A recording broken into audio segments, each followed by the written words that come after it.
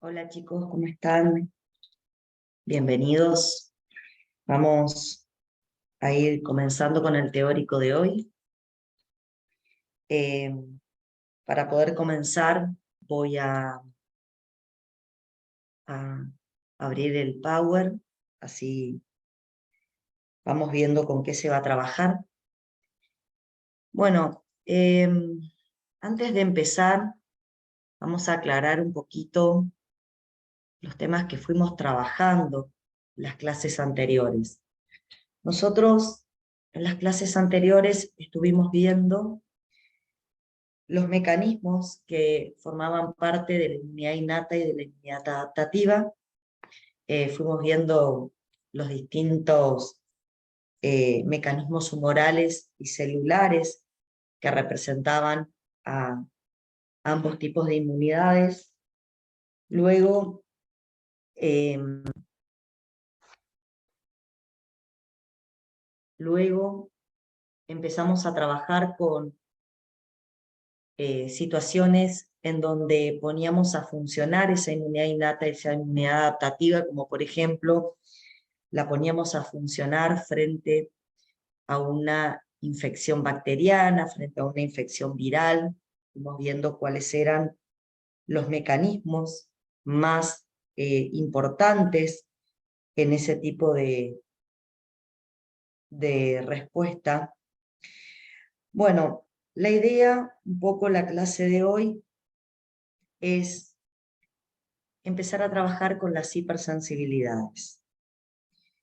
Cuando decimos que vamos a trabajar con hipersensibilidades, la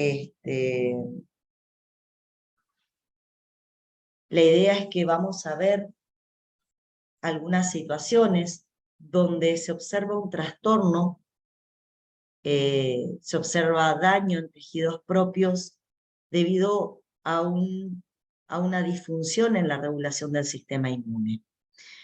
Nosotros vamos a ver que el daño lo van a causar los mismos mecanismos que usamos en clases anteriores como mecanismos de defensa, las mismas células, los mismos mecanismos humorales que usamos como mecanismos para protegernos frente a patógenos, ahora por un déficit en su regulación van a actuar de manera desmedida y va a provocar esto un mal funcionamiento del sistema inmune que va a terminar con daño en tejidos propios. Normalmente las reacciones de hipersensibilidad, que son las que vamos a estudiar a lo largo de esta y la próxima semana, son reacciones que pueden ocurrir. Una, por una respuesta frente a antígenos extraños, como microbios o antígenos ambientales no infecciosos, que están mal reguladas o mal controladas. O sea, una respuesta frente a algo extraño, pero que responde de manera desmedida por no tener un control adecuado, y esa falta de control termina provocando daño sobre tejidos propios. ¿Sí? La otra situación que puede provocar una reacción de hipersensibilidad tiene que ver con cuando el sistema inmune termina reaccionando frente a antígenos propios. Vamos a decir que en ese caso se pierde la tolerancia a lo propio.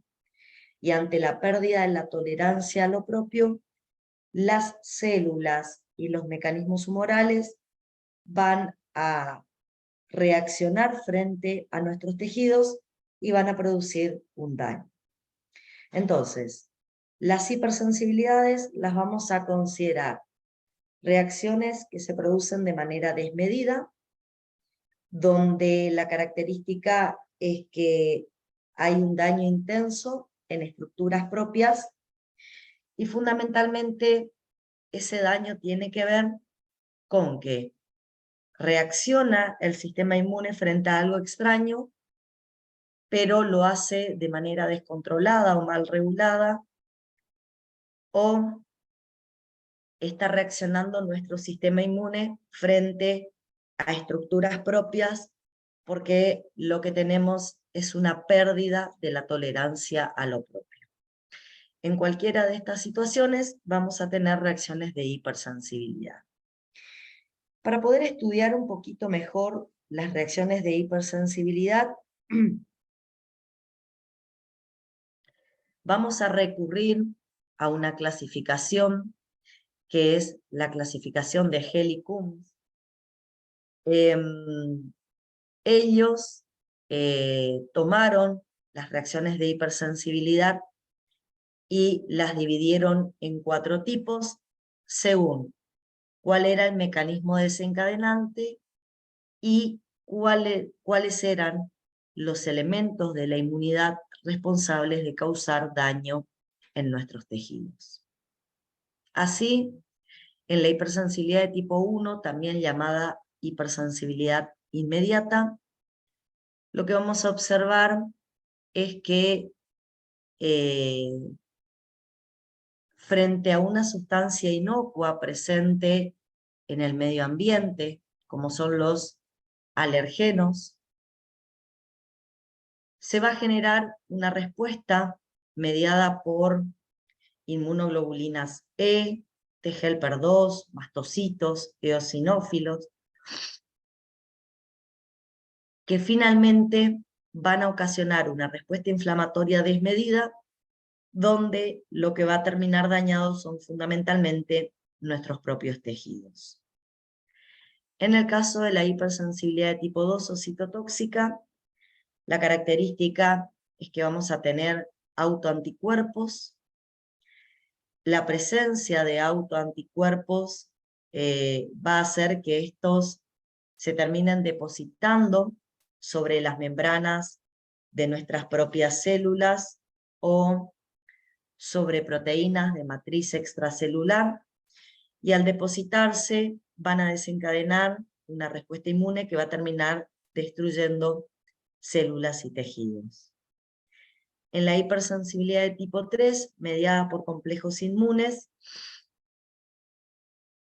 la característica que vamos a encontrarnos es que van a existir complejos inmunes que pueden estar formados por anticuerpos frente a antígenos extraños o anticuerpos frente a antígenos propios. En cualquiera de las dos circunstancias, la característica de la hipersensibilidad de tipo 3 es que vamos a generar compuestos inmunes de difícil depuración. Esos compuestos inmunes de difícil depuración van a tener la particularidad de depositarse en determinados tejidos, y en esos tejidos donde se depositan terminan generando un proceso inflamatorio justamente con daño a tejido propio. Luego, en el último caso, vamos a tener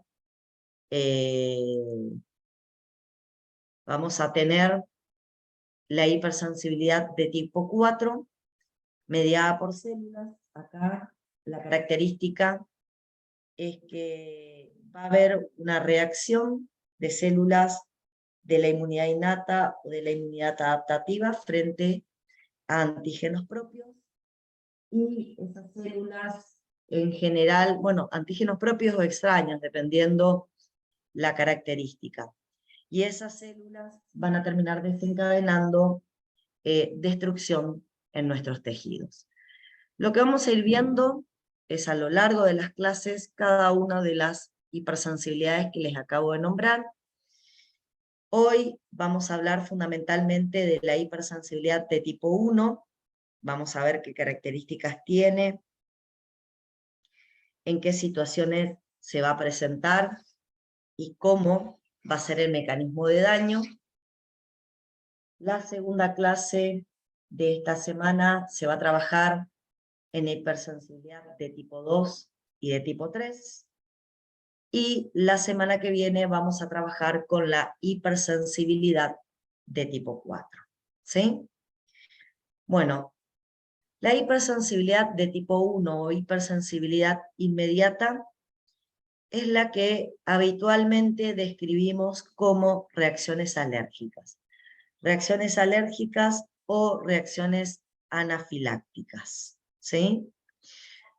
Estas reacciones alérgicas se caracterizan porque vamos a generar una respuesta inmune que va a estar mediada fundamentalmente por inmunoglobulinas E, que se forman frente a un alergeno y terminan produciendo una inflamación y un daño tisular de diferente intensidad.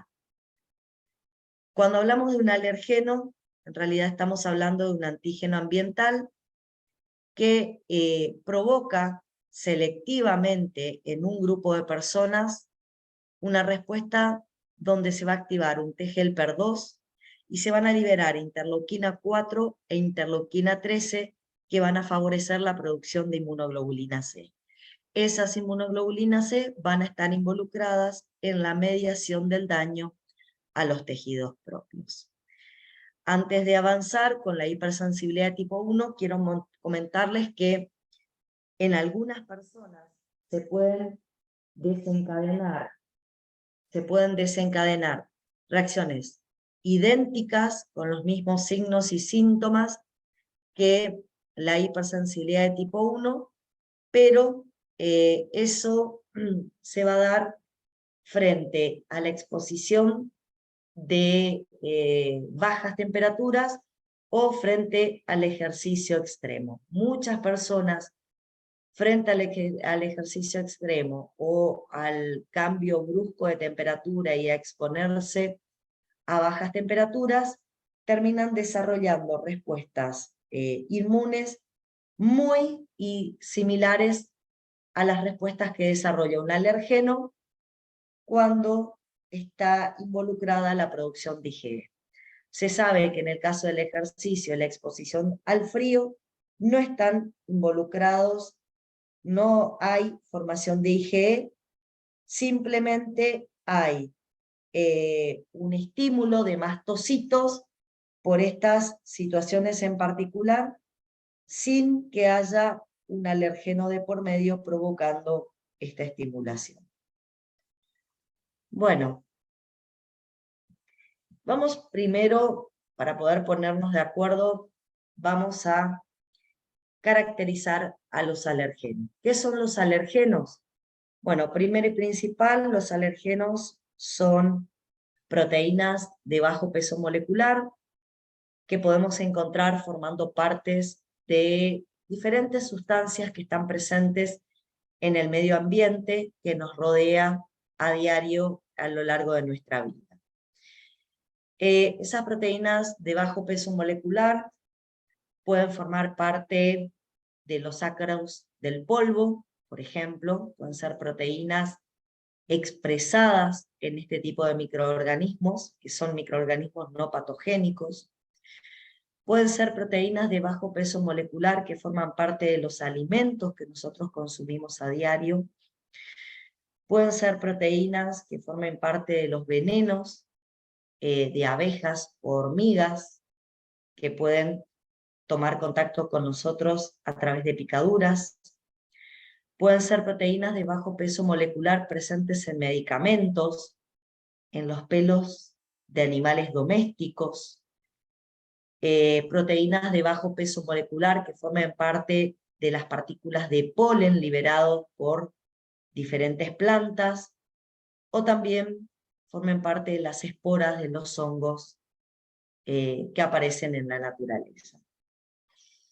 La particularidad que tienen estos antígenos ambientales es que van a inducir la producción de inmunoglobulina E en individuos predispuestos.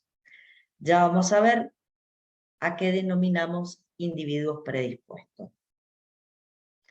Muchas veces estas proteínas tienen actividad enzimática y esa actividad enzimática les da la propiedad de poder atravesar con facilidad las membranas mucosas. Además debido a su bajo peso molecular, tienen una alta solubilidad, lo que también favorece su ingreso a través de los epitelios mucosos. Tienen una alta estabilidad en el medio ambiente, lo que hace que puedan permanecer durante mucho tiempo en un ambiente en particular. Por eso, siempre en las personas que suelen desarrollar reacciones alérgicas, se les suele recomendar ventilar con frecuencia los ambientes donde ellos, eh, conviven, para evitar que,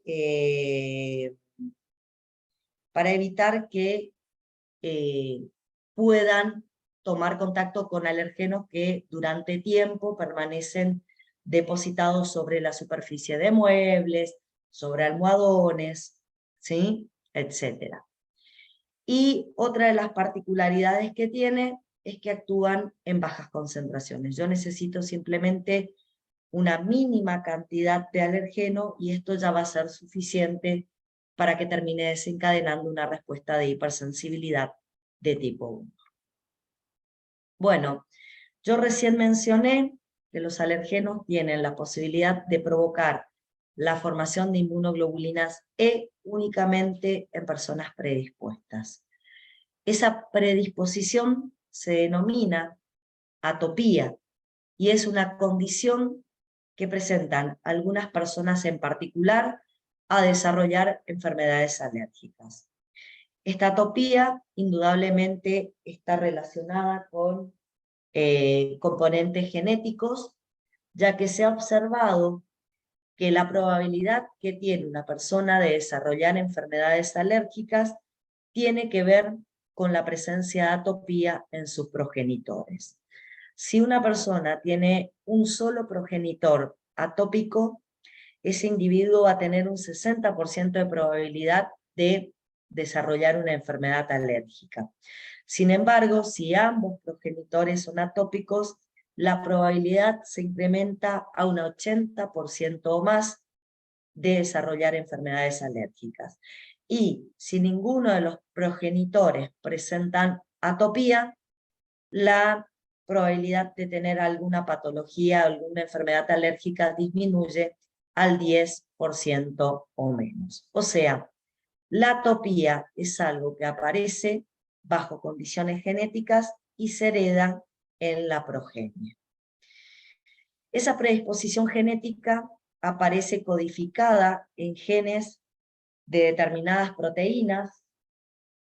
Fundamentalmente lo encontramos en genes muy polimórficos, como por ejemplo heredar determinados genes HLA de clase 2, que una persona herede determinados genes HLA de clase 2, como los genes de P, de Q y de R, de algún subtipo en particular, los predispone genéticamente al desarrollo de enfermedades alérgicas. También se ha observado que la atopía se presenta en individuos que tienen variantes particulares en la cadena alfa del receptor Fc epsilon del tipo 1, que está presente en la membrana de los mastocitos, que tienen variantes en las cadenas de la interleuquina 4 y la interleuquina 5, o variantes en la cadena alfa del receptor de interleuquina 4.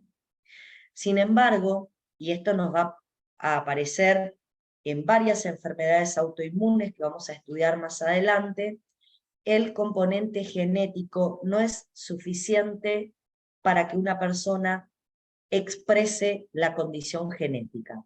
Normalmente el componente inmune debe estar asociado a un factor ambiental que ayuda a la expresión de ese componente genético y de esa manera el paciente puede empezar a expresar la enfermedad alérgica. Entre los factores ambientales tiene que ver vivir en sitios donde hay mucha polución ambiental, tener altos niveles de estrés, haber convivido en edades tempranas con madres fumadoras, y al haber estado en contacto con el humo del cigarrillo, no haber recibido en edades tempranas alimentación con lactancia materna, sino que,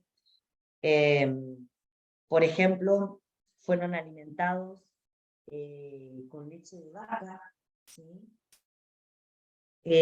También otro factor ambiental que ayuda a la expresión de los factores genéticos tiene que ver con el tratamiento antibiótico en los primeros años de vida. Bueno, todos son factores que de alguna manera ayudan a la expresión del componente genético, y eso hace que las personas manifiesten la atopía fundamentalmente en su respuesta frente a un antígeno en particular, ambiental, que es el alergeno. ¿Cómo se comporta frente a un alergeno una persona que tiene este componente genético que presenta atopía? Bueno, acá en esta imagen podemos observar el comportamiento frente a un alergeno, fundamentalmente de la inmunidad adaptativa, en personas que no presentan atopía y en personas que sí presentan atopía.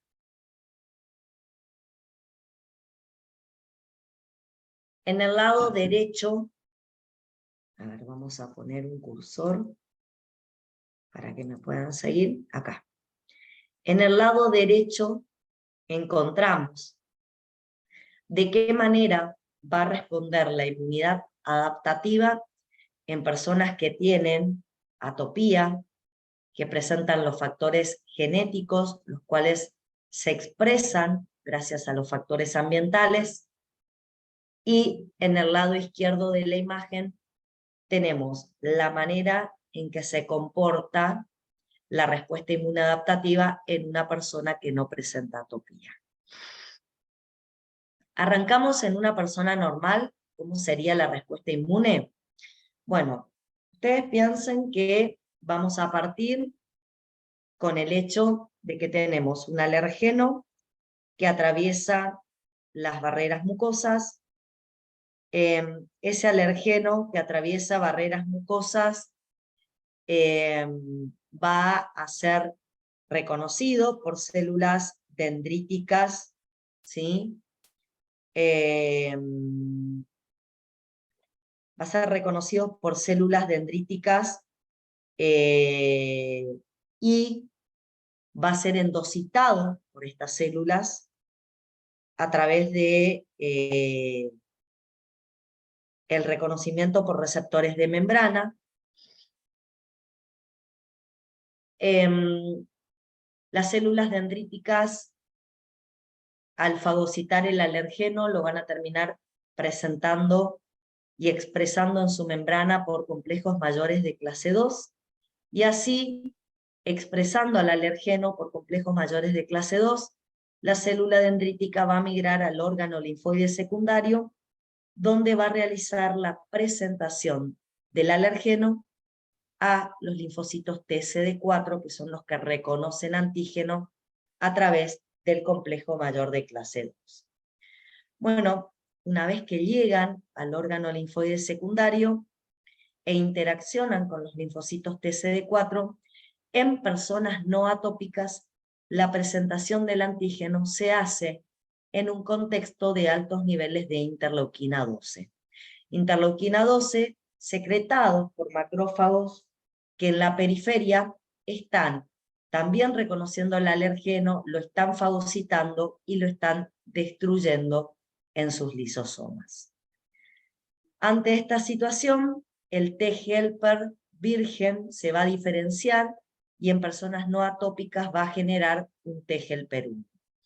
Un T helper 1 que va a liberar fundamentalmente interferón gamma, el cual, esa citoquina, interferón gamma, va a interactuar con los linfocitos B, los B2, en su proceso de diferenciación, y va a provocar que los linfocitos B2 se transformen en células plasmáticas secretoras fundamentalmente de inmunoglobulinas G.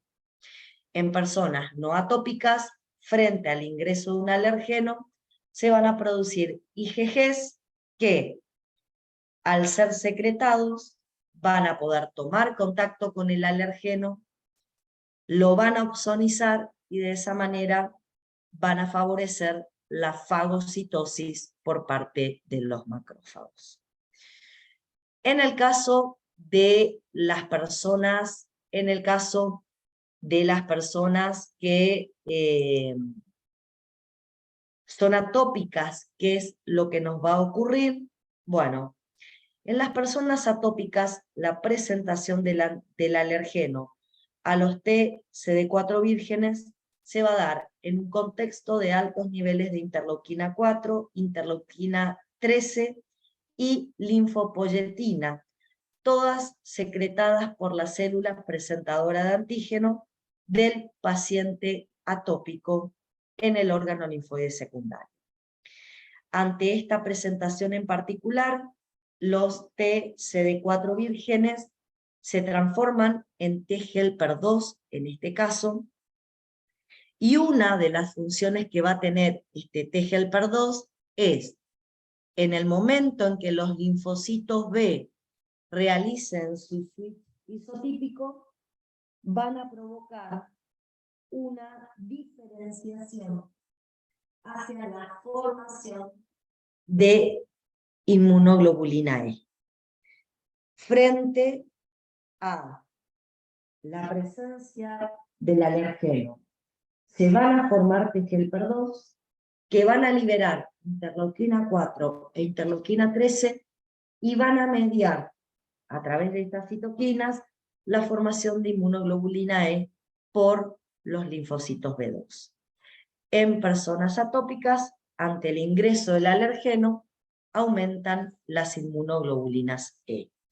Estas inmunoglobulinas E van a ser fundamentales en la estimulación de los mastocitos y en la generación de la hipersensibilidad de tipo 1. En cambio, en los no atópicos se forman IgG, que lo único que van a hacer es marcar al alergeno y promover su fagocitosis por los macrófagos a nivel periférico. ¿Sí? Bueno, ya vamos a ir viendo ahora en las próximas imágenes por qué las inmunoglobulinas E están involucradas en el desarrollo de la atopía. Pero bueno, ahí está la diferencia fundamental de por qué las personas atópicas reaccionan con hipersensibilidad de tipo 1 frente a los alergenos y las personas no atópicas responden de manera común activando macrófagos y fagocitando directamente y eliminando a los alergenos a nivel periférico. No sé si hasta acá tienen alguna pregunta para hacer, algo que quieran que vuelva a aclarar.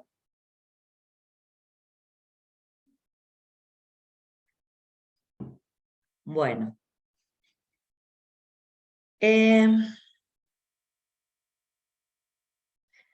Todas las reacciones alérgicas, todas las reacciones anafilácticas o de hipersensibilidad de tipo 1 comparten ciertas características en común.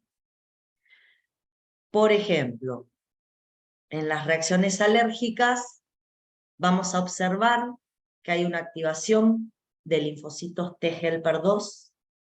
Como les dije, la presentación antigénica en el órgano linfoide secundario a los TCD4 se da en un contexto de altos niveles de interleuquina 4 y linfopoyetina que provocan la formación de T-helper-2, en particular en personas atópicas. Este T-helper-2 va a liberar ciertas citoquinas que le van a permitir, por un lado, a través de la interleuquina 5, estimular eosinófilos, que van a ser importantes en las reacciones alérgicas, a través de la 4 y la 13, favorecer la formación de IgE, luego del switch isotípico en los linfocitos B2, y a través de la interleuquina 9 activar los mastocitos que se encuentran en la periferia y que toman contacto con el alergeno. Pero bueno, eso lo vamos a ver dentro de un momento. Lo importante es, ingresa por primera vez el alergeno y fundamentalmente se van a formar linfocitos T de tipo T helper 2.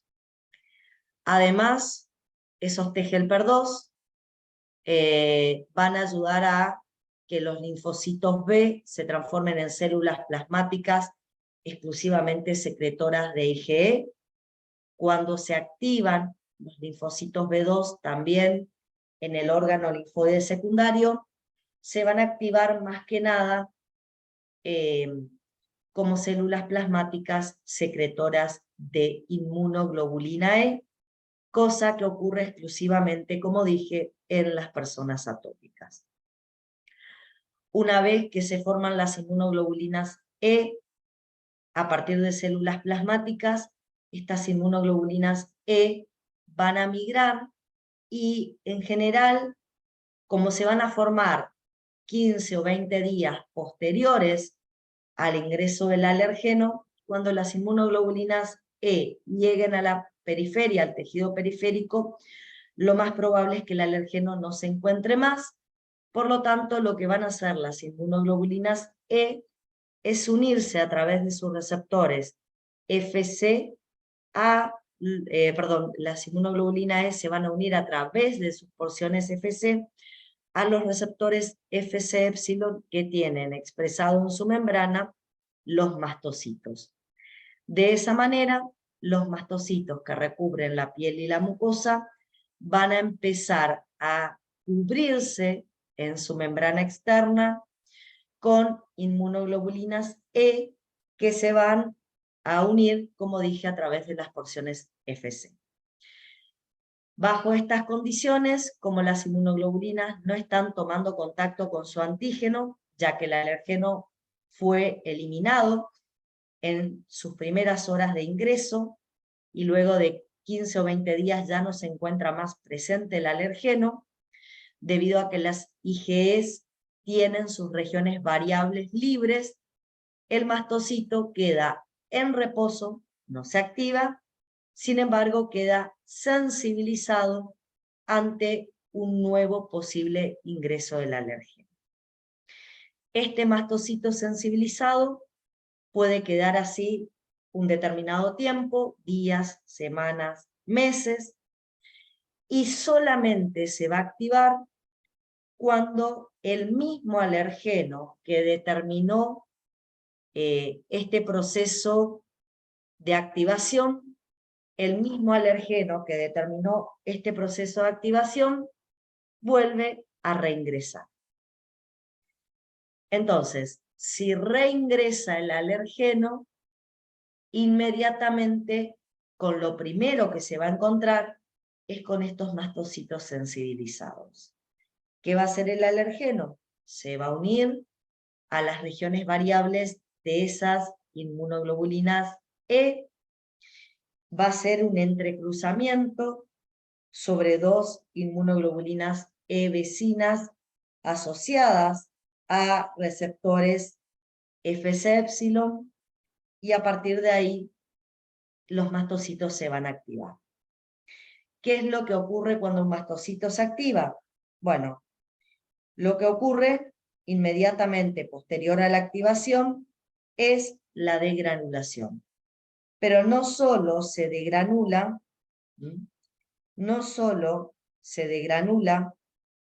sino que también empieza a sintetizar y a liberar productos neosintetizados, ¿sí? Bueno, entre la liberación del contenido de sus gránulos y la liberación de productos neosintetizados, ¿sí?, vamos a encontrarnos con la respuesta propia de la hipersensibilidad. Esta activación de linfocitos, esta liberación de productos neosintetizados es responsable de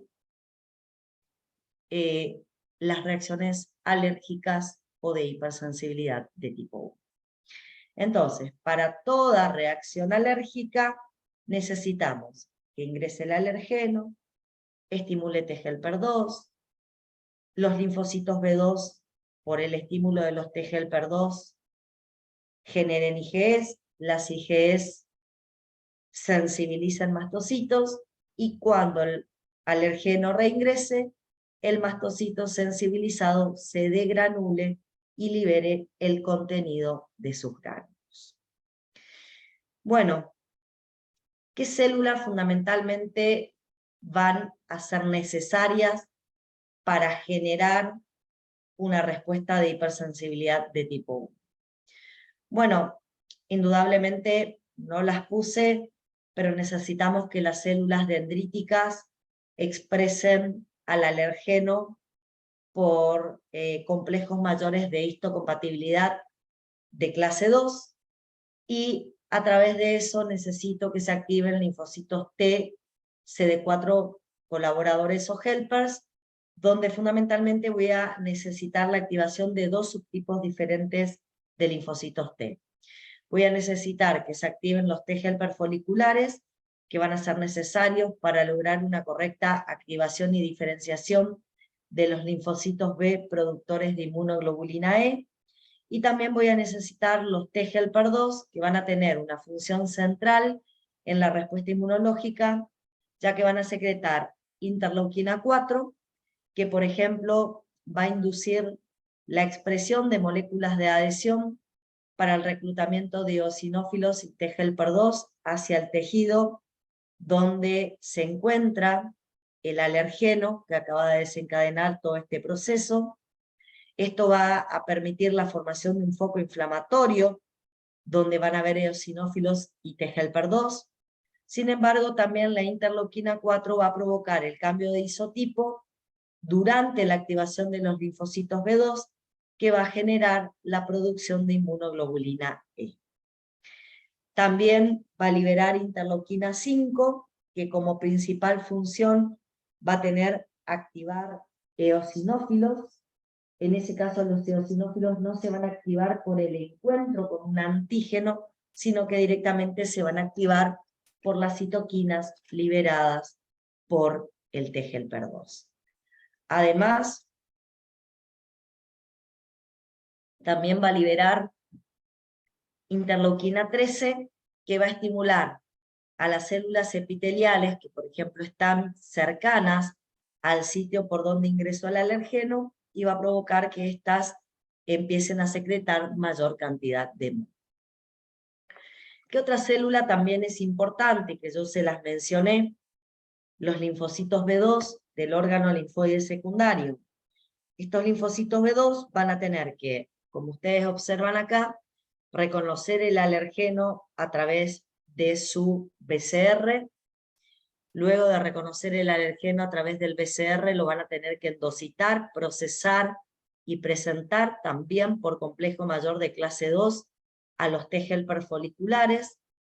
El T helper folicular, que también se estimuló frente al alergeno, va a tener que reconocer el péptido y liberar interleuquina 21 para darle la segunda señal de activación a los linfocitos B2, el cual va a transformarse en células plasmáticas secretoras exclusivamente de inmunoglobulina E, gracias a las citoquinas que libera el T helper 2 y que direccionan el switch isotípico para que esta célula plasmática secrete estos anticuerpos en particular, que son las inmunoglobulinas E. También son importantes los mastocitos. Si ustedes recuerdan, los mastocitos son células que habitualmente nosotros encontramos debajo de la piel y debajo de las mucosas. Nosotros en otros procesos, como la respuesta inmune frente a bacterias, habíamos activado mastocitos. Sin embargo, en ese caso lo habíamos activado con anafilotoxinas liberadas por la activación del complemento o por citoquinas proinflamatorias liberadas por los macrófagos. En esta situación en particular, los mastocitos se activan exclusivamente porque van a presentar, unidos a sus receptores Fc-epsilon en la membrana, van a presentar inmunoglobulinas E que se generaron en un encuentro previo con el alergeno y se unieron y sensibilizaron al mastocito. Ahora esas IgEs, en un nuevo ingreso del alergeno, se encuentran con las moléculas del alergeno y la interacción alergeno con dos IgEs unidas a dos receptores Fc-epsilon en la membrana del mastocito hace que el mastocito se active y se degranule. En la degranulación va a liberar fundamentalmente mediadores primarios como histamina, proteasas y heparina, y inmediatamente posterior a su estimulación, en más o menos 10 minutos, va a liberar mediadores provenientes de fosfolípidos de membrana, como los mediadores del ácido araquidónico, tenemos los leucotrienos y las prostaglandinas, también va a liberar factor activador de plaquetas, y dentro de algunos minutos posteriores, dentro de algunas horas, perdón, posteriores a la activación, va a liberar proteínas que son citoquinas proinflamatorias. ¿Sí? Fíjense, luego del primer ingreso del alergeno, el mastocito nos va a quedar, como ustedes lo pueden ver, sensibilizado, con las IgE unidas. En esta situación puede permanecer durante días, semanas o meses, y cuando el mismo alergeno que provocó la formación de IgE y provocó la sensibilización del mastocito vuelve a ingresar, el mastocito se activa, libera los mediadores preformados, histamina, serotonina, heparina, peroxidasa y proteasas, y libera mediadores neosintetizados. Dentro de los neosintetizados están los que se sintetizan en menos de 10 minutos posteriores a su activación, y ahí tengo los mediadores derivados de fosfolípidos de membrana, como las prostaglandinas, los leucotrienos y el factor activador de plaquetas, y los sintetizados luego de algunas horas de su estimulación, que son fundamentalmente citoquinas y quimiosinas proinflamatorias. En el caso de la histamina, que es uno de los componentes más importantes que tiene el mastocito en sus gránulos, vamos a ver que esa histamina va a tener determinadas funciones biológicas. Por ejemplo, una de las funciones que va a tener sobre la musculatura lisa bronquial, va a producir una contracción, lo que va a generar un broncoespasmo que va a durar, que va a ser de corta duración, porque los efectos de la histamina son efectos de corta duración, pero también puede actuar sobre la musculatura lisa intestinal, donde va a provocar un aumento del peristaltismo. Acá ustedes se estarán preguntando, bueno, ¿cuándo va a actuar la histamina en la musculatura lisa bronquial y cuándo va a actuar en la musculatura lisa intestinal, que son dos sitios totalmente diferentes? Bueno, esto va a depender de por dónde está ingresando el alergeno y en qué sitio de mi organismo se están activando los mastocitos. Si se activan los mastocitos cercanos a los pulmones, va a haber broncoespasmo, y si se activan los mastocitos que están cercanos a la mucosa intestinal, vamos a observar un aumento del peristaltismo. Pero bueno, la histamina también va a provocar otros efectos, como por ejemplo, va a estimular la contracción del citoesqueleto, de las células endoteliales, contrayendo a las células endoteliales y aumentando los espacios interendoteliales. Lo que va a causar esto es un aumento de la permeabilidad vascular en el tejido por donde reingresó el alergeno y va a provocar un edema en ese sitio.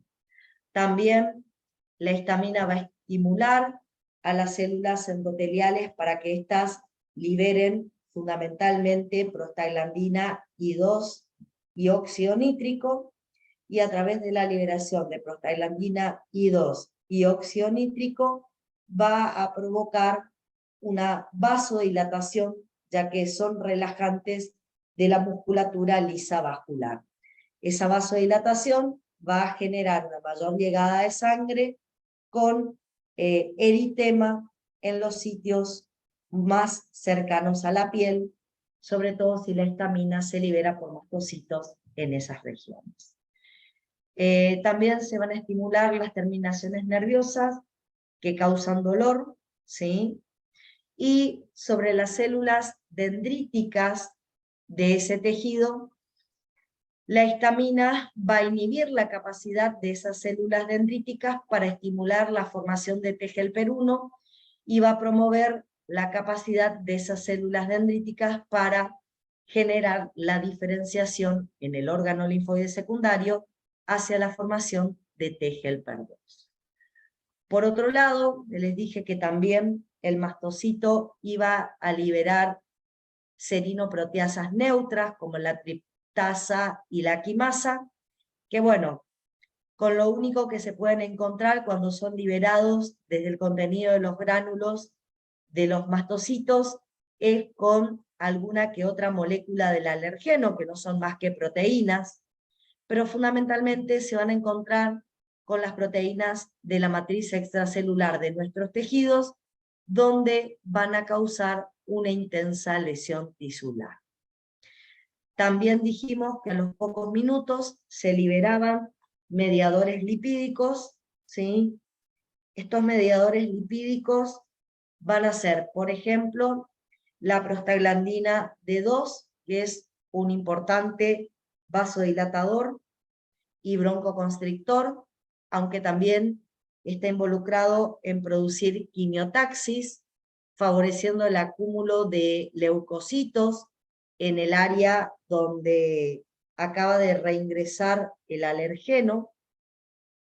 También también se va a generar el leucotrieno C4.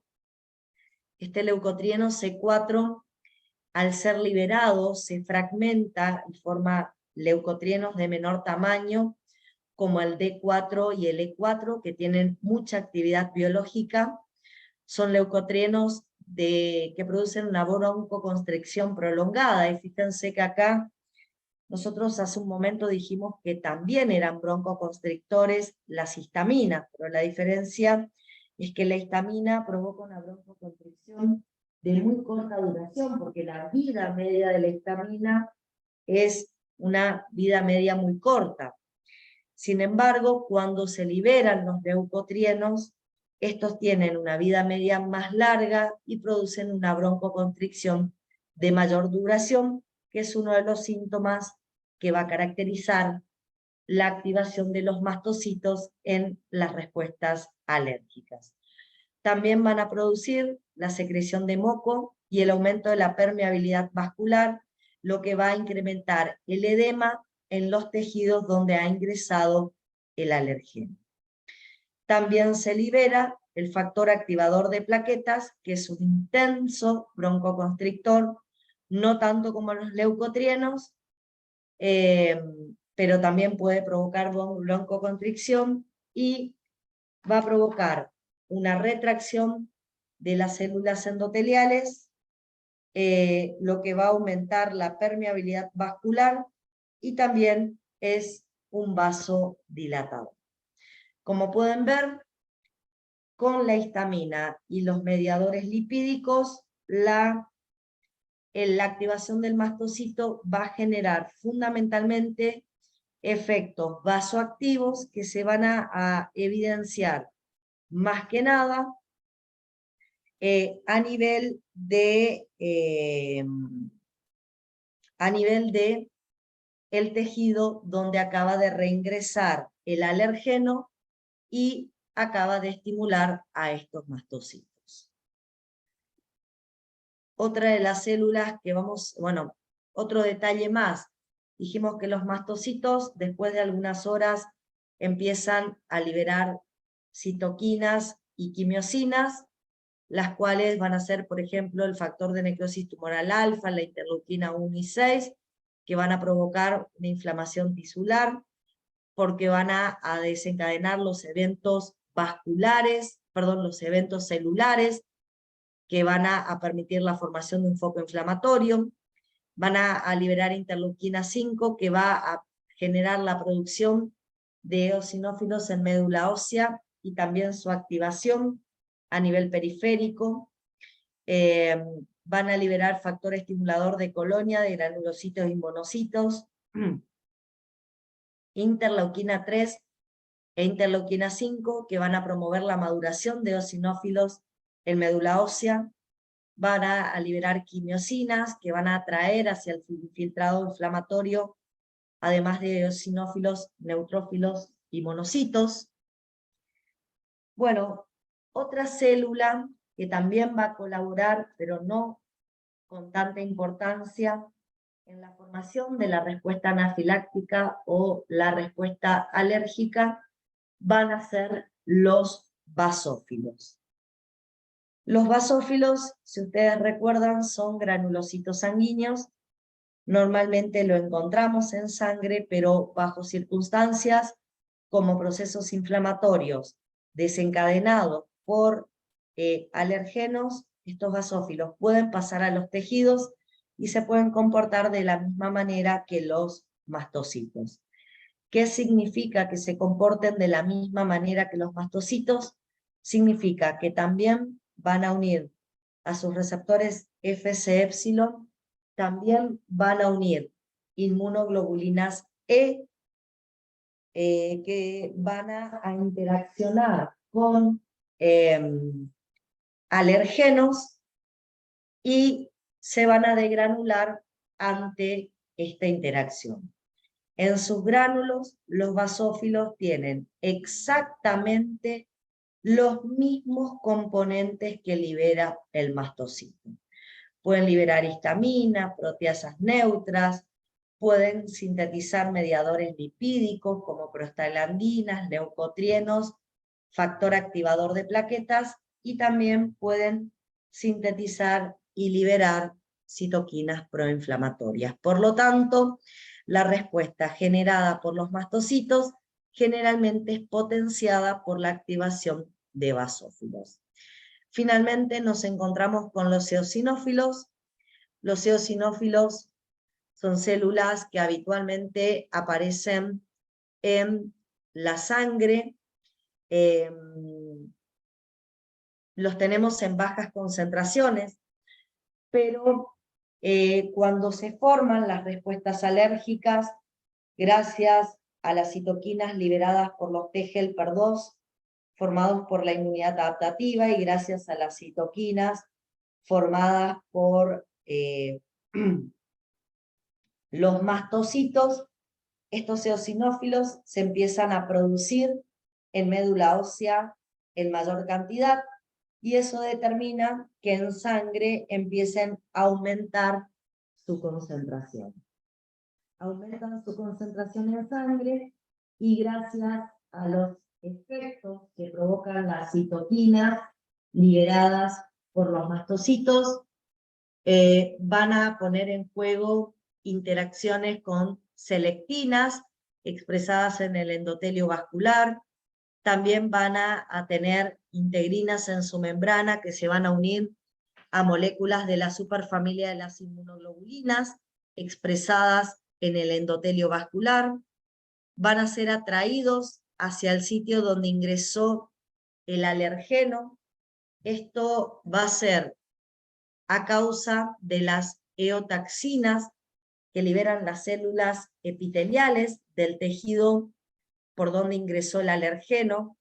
También van a ser atraídas por quimiosinas liberadas por los mastocitos, como el factor activador de plaquetas y el leucotrieno B4.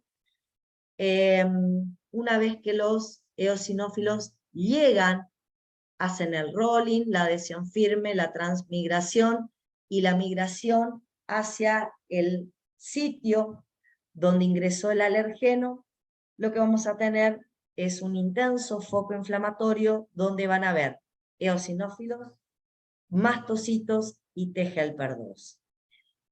El eosinófilo fundamentalmente va a ser activado por la interleuquina 5, liberada por el mastocito y el T helper 2, y al activarse va a liberar el contenido de sus gránulos. ¿Qué liberan los eosinófilos al degranularse? Bueno, en sus gránulos tienen sustancias citotóxicas como la peroxidasa del eosinófilo. Esta peroxidasa va a empezar a formar radicales libres que fundamentalmente pueden actuar sobre la molécula del alergeno, que es una proteína.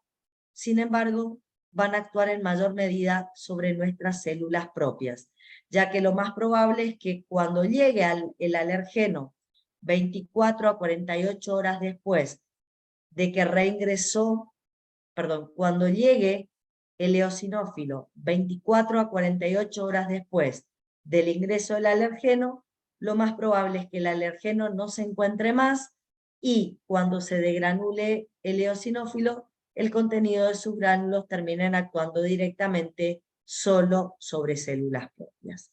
No solo se van a formar radicales libres, sino que en los gránulos tengo proteína básica mayor, proteína catiónica del eosinófilo, neurotoxina derivada del eosinófilo, que van a tener un efecto tóxico y van a dañar las superficies de nuestras propias células. También el eosinófilo va a liberar mediadores lipídicos como los leucotrienos y el factor activador de plaqueta, lo que va a aumentar el proceso vasoactivo, va a aumentar la vasodilatación, va a aumentar el edema, porque va a aumentar la permeabilidad vascular. También va a liberar quimiosinas y citoquinas proinflamatorias, lo que van a activar, van a promover la llegada de más eosinófilos al área, los van a activar y eso va a intensificar el daño de los eosinófilos que van a causar sobre tejido propio. Como pueden ver, frente a una sustancia inocua, se genera un intenso proceso inflamatorio, se activan eosinófilos que fundamentalmente terminan dañando estructuras propias. Bueno, cuando evaluamos un proceso alérgico, vamos a ver que ese proceso alérgico va a pasar por una serie de etapas. ¿Cuáles son las etapas por las cuales atraviesa todo proceso alérgico?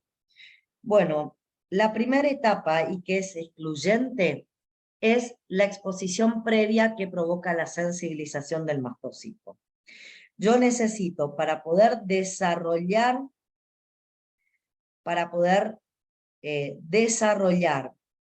una respuesta alérgica, necesito que se formen IgEs y que esas IgEs se unan y me recubran a los mastocitos que se encuentran a nivel de la piel y de la mucosa. Una vez que tengo el mastocito sensibilizado, lo que vamos a observar es que esos mastocitos, si vuelven a tomar contacto con el mismo alergeno, se van a degranular y su degranulación va a llevar a el desarrollo de la respuesta alérgica o anafiláctica.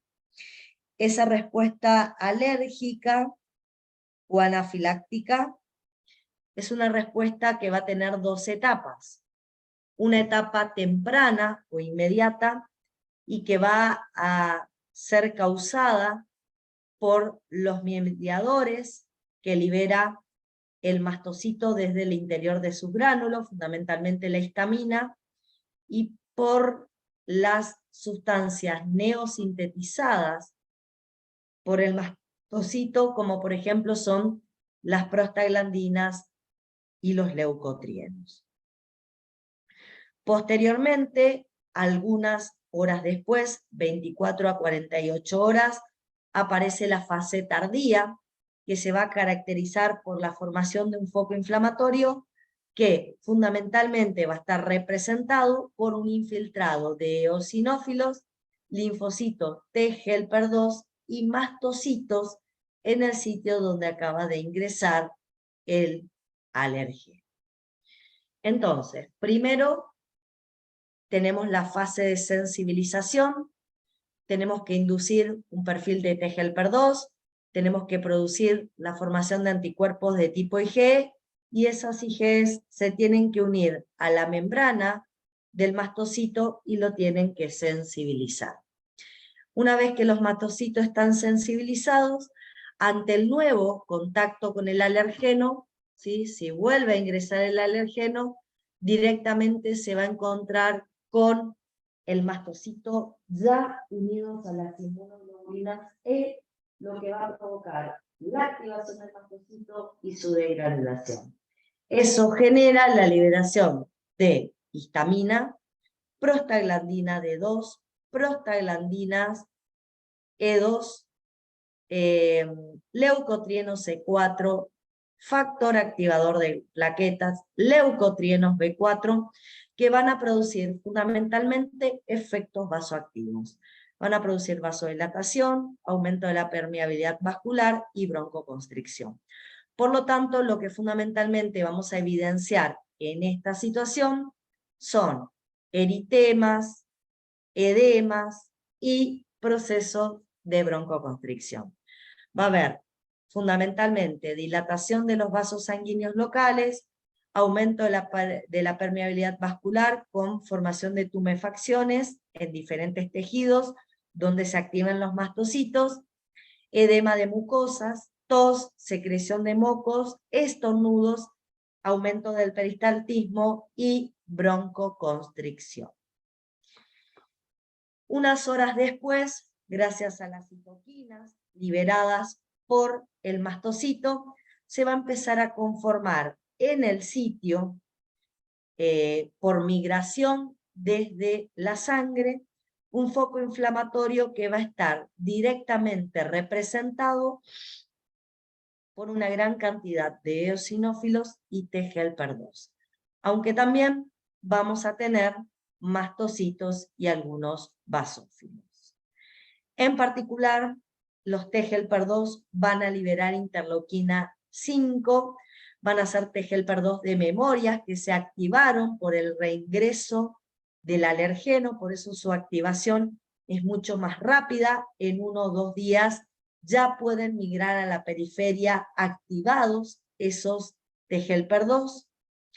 Como dije, los T helper 2 van a estimular a través de la interleuquina 5 a los eosinófilos que se van a empezar a degranular y van a liberar enzimas formadoras de radicales libres, proteasas, van a liberar citoquinas y quimiosinas proinflamatorias, intensificando la inflamación en ese tejido, y esta inflamación va a provocar una intensa destrucción de tejidos propios, ¿sí? Acá el daño va a ser autolimitado, porque como todo proceso inflamatorio, luego de algunos días, las células que pasaron a tejidos se van a morir por apoptosis, los eosinófilos, los T helper 2 que pasaron a tejidos se van a morir por apoptosis, ¿sí? Como va a aumentar la expresión de DAMPs, los macrófagos van a reconocer los DAMPs, y esos DAMPs van a activar macrófagos en su forma antiinflamatoria. La forma antiinflamatoria del macrófago va a empezar a generar que se diluya este foco inflamatorio, y a través de las citoquinas que libera se va a regenerar el tejido inflamado. Normalmente el encuentro esporádico con un alergeno hace que esta respuesta tardía se presente, digamos, de manera autolimitada y siempre resuelva con una reestructuración del tejido dañado. El problema suele aparecer cuando el encuentro con el alergeno se hace de manera repetida en muy corto tiempo. Eso puede provocar que esta respuesta tardía se cronifique, y si esta respuesta tardía se cronifica, el daño va a ser mucho mayor y podemos llegar a situaciones donde se pierdan funciones en los tejidos por los daños exagerados que esta inflamación crónica va a generar en esos tejidos en particular. Como se dan cuenta, frente a una molécula inocua, activamos al sistema inmune, activamos células, activamos mecanismos humorales, que como consecuencia van a producir daño sobre nuestros tejidos, y esa va a ser la finalidad de la hipersensibilidad de tipo 1. Si bien el intento es eliminar el alergeno probablemente sea eliminado antes que este foco inflamatorio se instaure, simplemente por la fagocitosis de los macrófagos. Y cuando este foco inflamatorio se genere, simplemente se estimulan los eosinófilos por los T-helper-2, y eso termina dañando células propias porque el alergeno probablemente ya no se encuentre más en nuestros tejidos.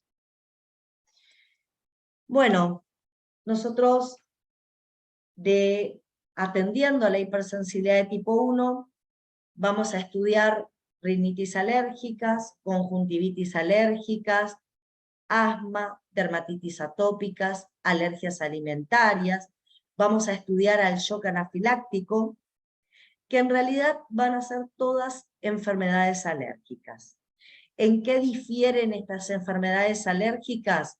En los órganos diana, por donde ingresan los alergenos a nuestro organismo. Si hablo de una rinitis alérgica, el alergeno está ingresando por vías aéreas superiores a nuestro organismo. En cambio, si hablo de una alergia alimentaria, el alergeno está ingresando a través de la mucosa intestinal. Las manifestaciones clínicas también pueden ser diferentes según por dónde ingresa el alergeno a nuestro organismo, y lo que van a tener en común va a ser que en todos los casos se van a activar mastocitos sensibilizados por alergenos.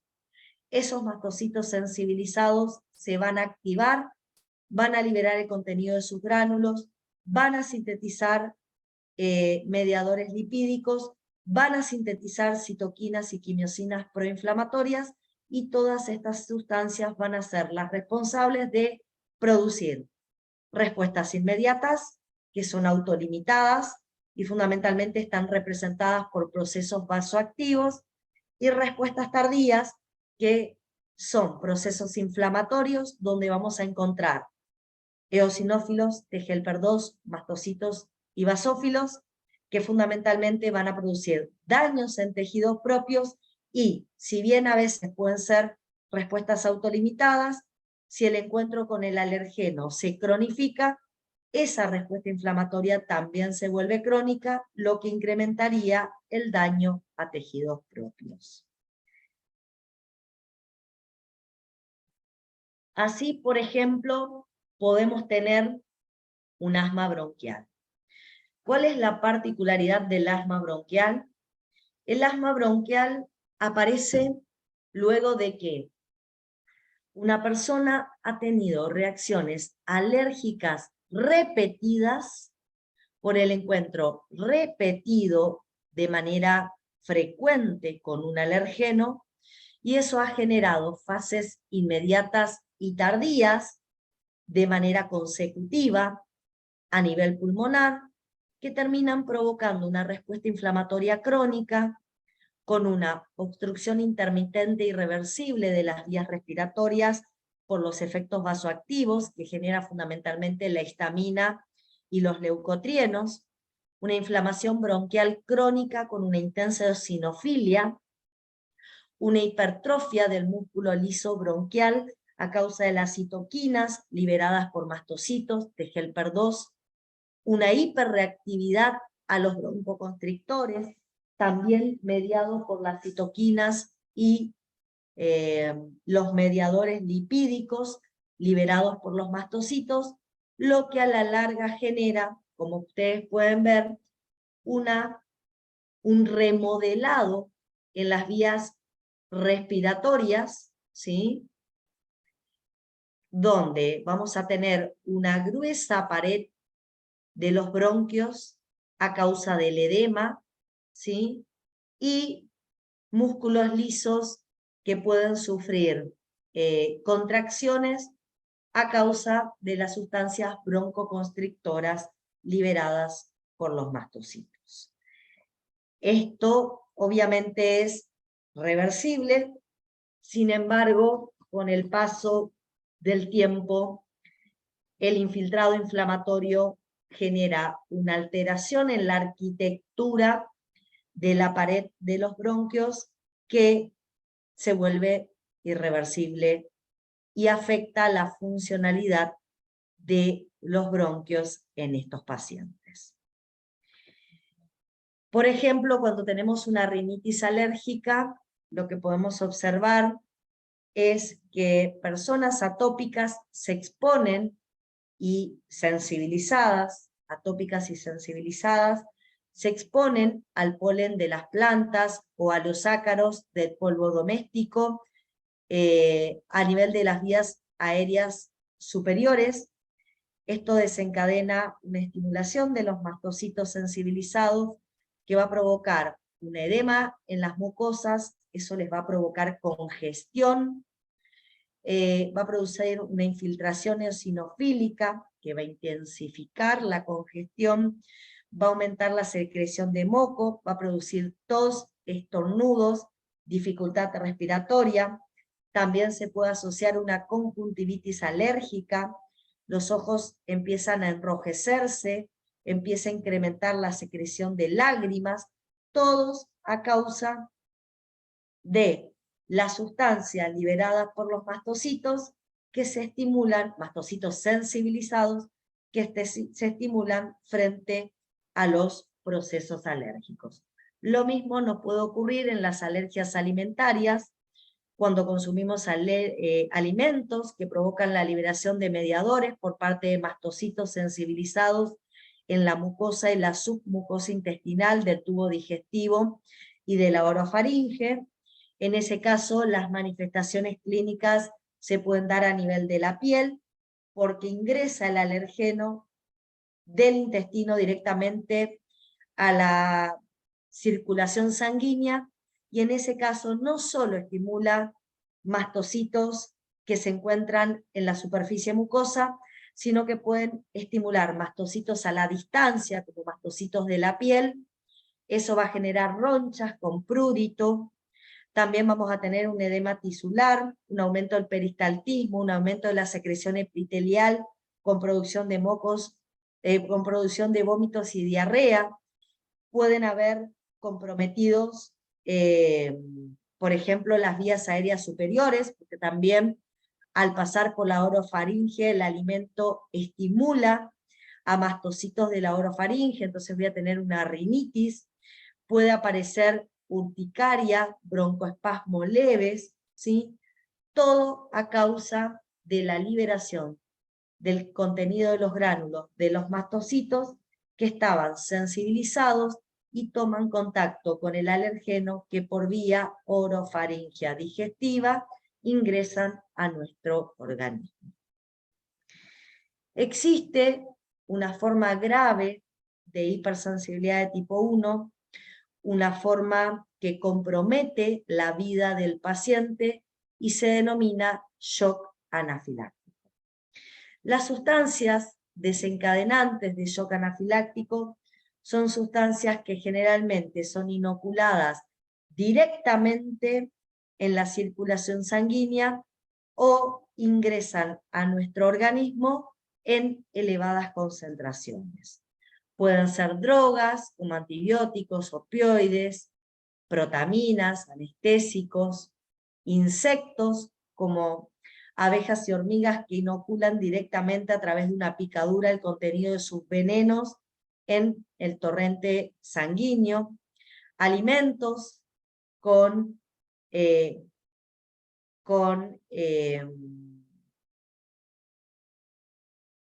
alimentos que tengan, ay, se me fue el nombre, alimentos que tengan, y ya me voy a acordar, alergenos, quería decir, disculpen, alimentos que tengan proteínas alergénicas en su composición y que los consumamos en grandes concentraciones, como nueces, pescados, mariscos, leche, huevo, ¿sí? Algunas otras sustancias inertes como látex, gelatinas, membranas de diálisis.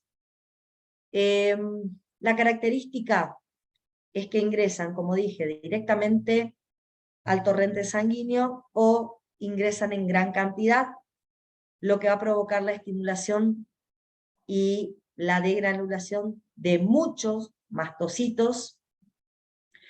Esta estimulación de muchos mastocitos va a generar una masiva extravasación de líquidos desde el interior de los vasos sanguíneos hacia los tejidos periféricos, provocando un edema generalizado.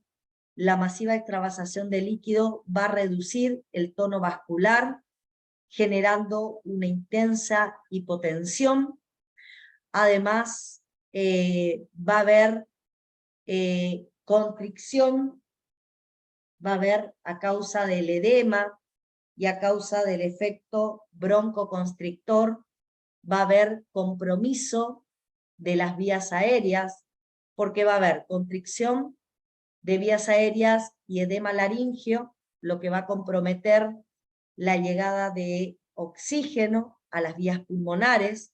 También va a tener una hipermotilidad intestinal con una alta producción de moco, diarrea, vómitos.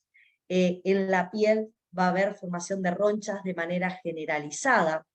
Y hablo de compromiso de la vida, porque si la hipotensión es severa o si el compromiso respiratorio es intenso, puede provocar la muerte del paciente.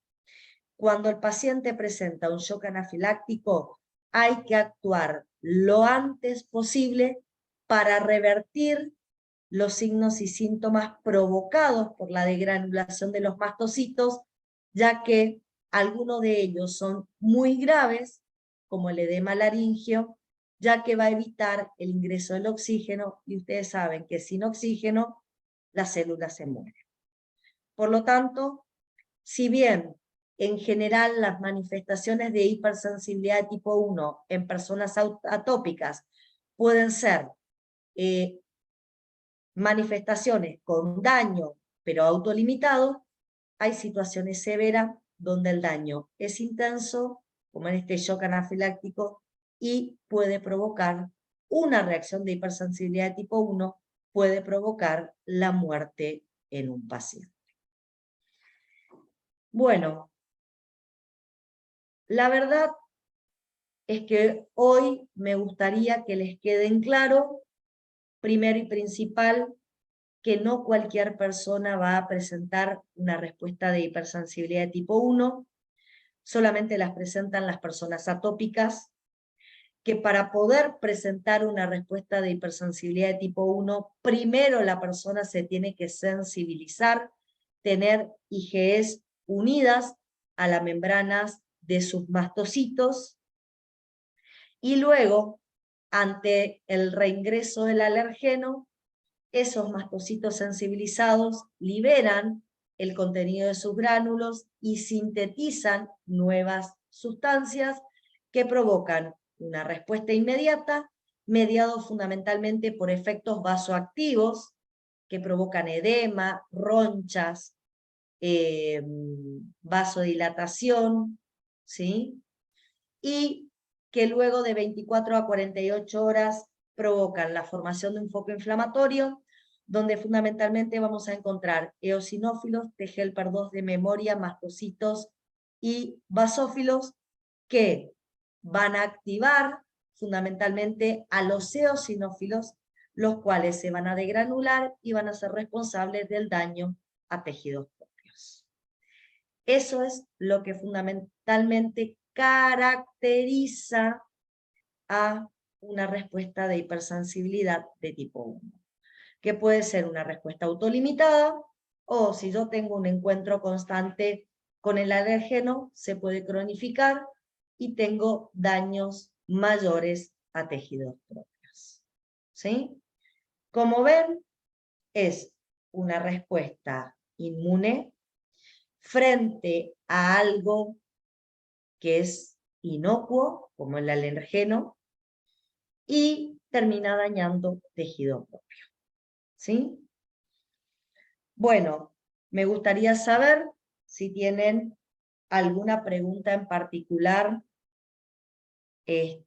con respecto a hipersensibilidad de tipo 1. Acá en el chat me están preguntando si el sábado habrá o no habrá tutoría. No, porque la facultad me dijeron que no va a estar funcionando, va a estar cerrada. Así que recién el grupo que quedó pendiente para tutoría de primerera va a ser el sábado siguiente. ¿Sí? Recién el sábado siguiente, el grupo que quedó pendiente para hacer tutoría de primerera va a tener tutorías, porque este sábado la facultad, debido al feriado, se va a encontrar cerrada. ¿Sí? Profe, me gustaría hacer una pregunta sobre el tema de los parcialitos que tocaban la Sí. semana del 10. ¿Todos Sí. en la semana del 10 se desplaza para la semana del 17 o solamente a los que les tocó? Todos. Está. Todas las comisiones rinden sus parcialitos la semana del 17. Profe, muchísimas gracias. Dale, genial. ¿Alguna otra pregunta que quieran hacer, chicos? Profe, Sí. como funcionam os antialérgicos para esses processos? La verdad, existen muchos antialérgicos diferentes. Algunos contrarrestan los efectos de la histamina, otros contrarrestan los efectos de los leucotrienos broncoconstrictores, otros disminuyen el foco inflamatorio mediado por eosinófilos, basófilos, mastocitos y T helper 2, ¿sí? El tema es cuál es el antialérgico en particular que estás usando, y bueno, cada uno va a tener su acción en particular. Eso lo vas a ver fundamentalmente en farmacología. Lo interesante sería que por ahí identifiques de manera concreta en qué consiste una reacción alérgica, y cuando veas en farmacología los antialérgicos vayas viendo en qué mecanismo de la reacción alérgica va a actuar cada uno. Si sobre los efectos de la histamina, si sobre los efectos de los leucotrienos, si disminuyendo el foco inflamatorio, ¿sí? ¿Se entiende? Sim. Profe, outra dúvida. A doutora falou que sempre vai atender uma destruição de los tecidos próprios por causa de las proteasas. Sí. Pero aquelas antitripsina 1 não hace la protección?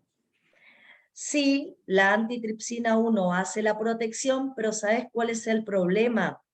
Cuando vos formás ese foco inflamatorio y se degranulan los primeros eosinófilos, ellos hacen una especie de retroalimentación positiva, porque vuelven a liberar citoquinas proinflamatorias y quimiosinas, atrayendo una mayor cantidad de eosinófilos. Y ese exceso de eosinófilos que vienen y se siguen degranulando y liberando proteasas, terminan, acordate que las proteasas no solo van a ser liberados por los mastocitos, sino que el eosinófilo también tiene proteasas en su gránulos. Entonces llega un punto donde las proteasas de los basófilos y las sustancias tóxicas liberadas por los eosinófilos no llegan a, los efectos no llegan a ser contrarrestados por la alfa-1 antitripsina, como que no alcanza el efecto protector de la alfa-1 antitripsina sobre los efectos de la gran cantidad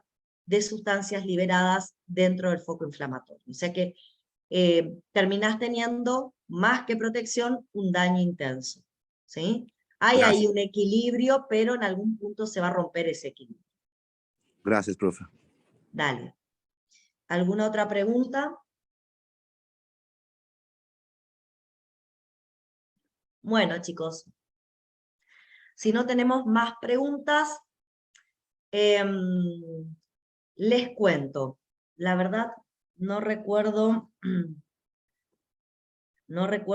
a qué comisiones pertenecen ustedes, pero para algunas comisiones, los que tengan clase hasta el día jueves, esta semana van a haber 2 teóricos, y las personas que tengan clase el día viernes van a tener su segundo teórico la semana que viene.